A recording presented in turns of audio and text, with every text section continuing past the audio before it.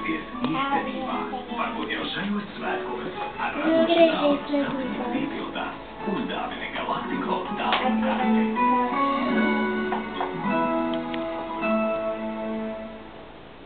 Cik ilgi tā mamma vēl domā cepties? Hei, es gribu parku un vēl tik daudz darba. Beko gudrējā krāsnī ir īpaša stikla virsma, kas uzņem mazāk netīrumu un ir viegli notīrām. Uz parku! Uz parku!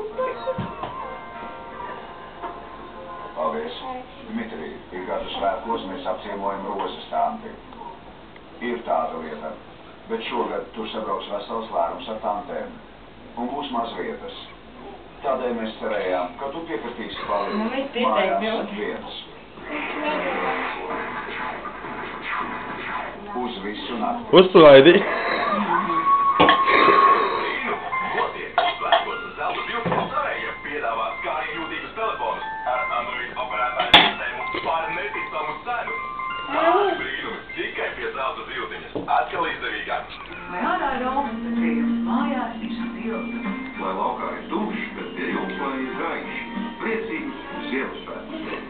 Latvijas aizbraucējs svešmāji īpaši Ziemassvētku laikā sajūtas īpaši vientuļi, tāpēc tiek meklēt arvien jauni veidi, lai savstarpēji komunicētu.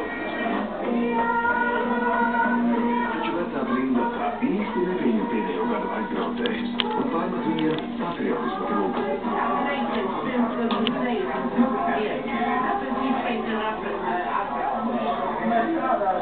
Mēs strādājam un dabūt ir angļu vīri. Daudzas latvietes uz Angliju patiešām dodas tikai angļu vīru meklējumos.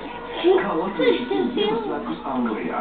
Pēc latviešu vai britu tradīcijā? Kādas dāvanas viņi sūta uz Latviju un kādas vēlas saņemt paši? Skatieties TV3 dokumentālu filmu